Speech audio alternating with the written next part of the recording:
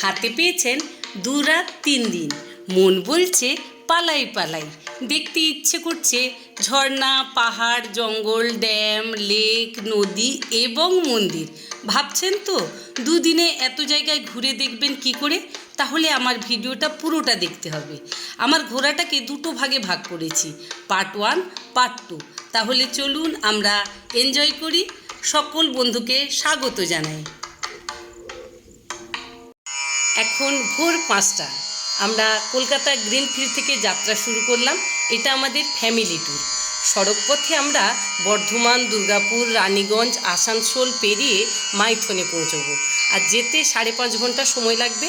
আর যাওয়ার সময় দেখে নেব ঘাগরবুড়ি আর কল্যাণেশ্বরীর মন্দির। মাইথন যাওয়ার পথে প্রথমে পড়বে পশ্চিম বর্ধমান জেলায় প্রাচীন মন্দির ঘাগরবুড়ি। কলকাতা থেকে যাওয়ার সময় রাস্তার অপোজিটে পড়বে এই মন্দিরটি। ঘাগরবুড়ি হলেন বাংলার লৌকিক দেবতা। ঘাগর শব্দের অর্থ হলো ঝাঁঝ, বাদ্য ও ঘুঙুর। মন্দিরের পেছনে পড়বে এই ছোট্ট নদী বয়ে চলেছে। এবার এসে গেছি কল্যাণেশ্বরীর মন্দিরে। দেখুন, মন্দিরের মূল প্রবেশদ্বারের সামনে ও ভেতরে দুদিকে অনেক দোকান রয়েছে। পুজো সামগ্রিক আপনারা এখান থেকেই নিতে পারবেন। তাহলে চলুন ভেতরে যাই। আর ভেতরে একটা চাতাল রয়েছে, ওখানে আপনারা জুতো খুলবেন। মন্দিরটি প্রায় 500 বছরের পুরনো। এটি 51 সতীপীঠের একটি। এখানে একটি প্রাচীন নিমগাছ আছে। মানুষ সুতো বেঁধে মানত করে। মন্দির ভোর 5টা থেকে 7টা পর্যন্ত খোলা থাকে। দেবী সতীর বাঁ হাত পড়েছিল বলে মানুষ বিশ্বাস করেন। আগে এখানে নরবলি হতো, বর্তমান পশু বলি হয়। আর কল্যাণেশ্বরী মন্দির থেকে মাইথনের দূরত্ব মাত্র 5 কিলোমিটার। মন্দিরের পেছনে প্রাকৃতিক সৌন্দর্য অসাধারণ। বরাকর নদী বয়ে চলেছে। আমরা মাইথনে পৌঁছে গেছি। এখান থেকে মাইথন ড্যাম শুরু। আর ড্যামের পাশেই দেখা যাচ্ছে Muktadhara tourism property, West Bengal tourist development কর্পোরেশনের হোটেল। তাহলে চলুন হোটেলটা ঘুরে দেখি। এই হলো হোটেল মুক্তধারা। গাড়ি পার্কিংয়ের জায়গা রয়েছে। আর এখান থেকে সোজা কয়েকটা সিঁড়ি ভেঙে নিচের দিকে নেমে গেলে কটেজ রয়েছে। হোটেলের চেকিং টাইম 12টা আর চেক আউট 11টা। এই হলো রিসেপশান। আর এই রিসেপশান থেকে সোজা গেলে নিচে অনেক রুম আছে। আমরা ছিলাম ফার্স্ট ফ্লোরে, সিঁড়ি দিয়ে ওপরে উঠতে হবে। এসি স্ট্যান্ডার্ড ডবল বেডরুম, 3000 টাকা ভাড়া প্লাস জিএসটি। সমস্ত ফেসিলিটি রয়েছে। আমরা ছিলাম ডিলাক্স রুমে। চলুন দেখাচ্ছি। এসি ডিলাক্স রুম, 4000 টাকা ভাড়া প্লাস জিএসটি এবং সাথে পাবেন ব্রেকফাস্ট। এবং ব্রেকফাস্টটা খুব ভালো। এটা হলো বাথরুম এবং বাথরুমটা বেশ বড় এবং বাথরুমে সমস্ত কিছু রয়েছে এবং বাথরুম খুব পরিষ্কার।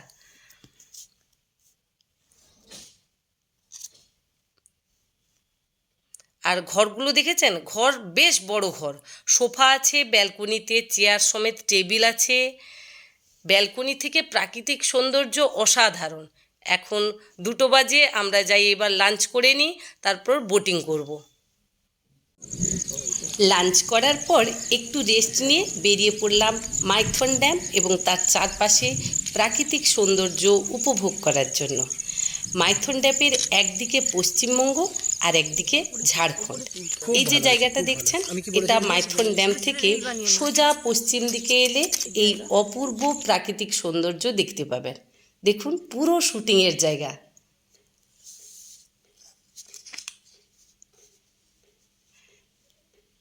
মাইথন বাঁধটি ঝাড়খণ্ড রাজ্যের বৃহত্তম বাঁধ, যার উচ্চতা 165 ফুট। মাইথন বাঁধটি 1957 সালে নির্মিত হয়েছিল। এই বাঁধটি বরাকর নদীর উপর নির্মিত। বন্যা নিয়ন্ত্রণ ও জলবিদ্যুৎ উৎপাদনের জন্য বিখ্যাত। আর আরেকটি গুরুত্বপূর্ণ তথ্য আপনাদের দিই, বোট রাইড।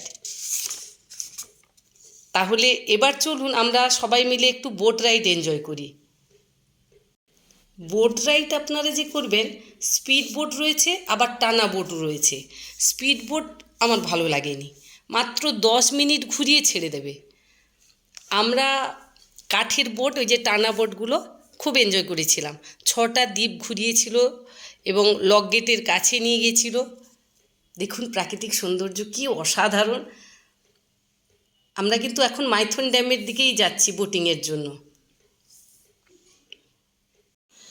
টানা বোটগুলো 1200 টাকা নেয়, আবার সেটা শেয়ারিং করেও যাওয়া যায়, আর আপনি একা গেলেও নিতে পারেন। আর স্পিড বোট, এই যে এটা হচ্ছে বাবু বোটিং ঘাট, এখান থেকেই এই যে সমস্ত তথ্য আছে, দেখুন এই যে সমস্ত তথ্য দেওয়া আছে, এটা কিন্তু সবার জন্যই সমান, মানে ঠকার কোনো ভয় নেই। এই যে নৌকোগুলো রয়েছে এখানে, এই নৌকোগুলোতেই আমরা আমার ফ্যামিলি সবার সাথে একটু পরিচয় করিয়ে দিই। আমার ভাগ্নি, ননদ, নন্দাই, আমার নাতি এবং আমার হাজব্যান্ড। আমি ভিডিও করছি তাই দেখতে পাচ্ছেন না আমাকে। আমরা সবাই মিলে গান গাইতে গাইতে উপভোগ করছি এই প্রাকৃতিক সৌন্দর্যকে। নৌকোটা 1200 টাকা দিয়ে আমরা বুক করেছি। আর নৌকোর চালক দাদা প্রথমে আমাদের মাইথন ড্যামের লক গেটের কাছে নিয়ে যাবেন, তারপর ছোট দ্বীপ, সবুজ দ্বীপ, চামচ দ্বীপ, পরপর অনেকগুলো দ্বীপের কাছে নিয়ে যাবেন। এই হলো মাইথন ড্যামের লক গেট। এটি মূলত দামোদর ভ্যালি কর্পোরেশন ডিভিসির দ্বারা নির্মিত এবং গুরুত্বপূর্ণ জলবিদ্যুৎ কেন্দ্র। আর এখানে একটি ভূগর্ভস্থ বিদ্যুৎ কেন্দ্র রয়েছে, যা দক্ষিণ পূর্ব এশিয়াতে প্রথম। বাঁধটি প্রাকৃতিক সৌন্দর্য এবং পর্যটকদের আকর্ষণের জন্য পরিচিত।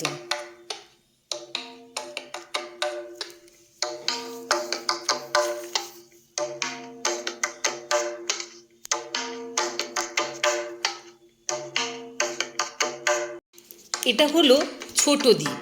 বিভিন্ন দ্বীপ দেখতে দেখতে কয়েকটা গুরুত্বপূর্ণ কথা বলি, মন দিয়ে শুনুন। 2 রাত ও 3 দিন আমাদের এই ঘোরাটাকে দুটো পার্টে ভাগ করেছি, পার্ট 1, পার্ট 2।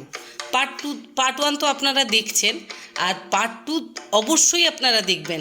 পার্ট 2তে থাকবে উস্টি ফলস, তোপচাঁচি লেক, লঘু পাহাড় লালপানিয়া, পরেশনাথের পাহাড়, কুনার ড্যাম, তেনুঘাট, আর আসার সময় পাঞ্চেত ও গড় পঞ্চকোট হয়ে আমরা বাড়ি ফিরব।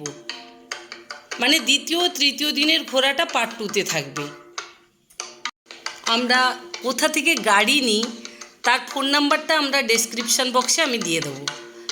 সবাই ভালো থাকবেন, সুস্থ থাকবেন। আমার ভিডিওটা কেমন লাগলো অবশ্যই জানাবেন।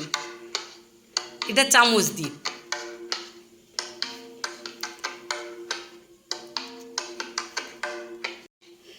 ধন্যবাদ সকল বন্ধুকে, সবাই আমার পাশে থাকবেন,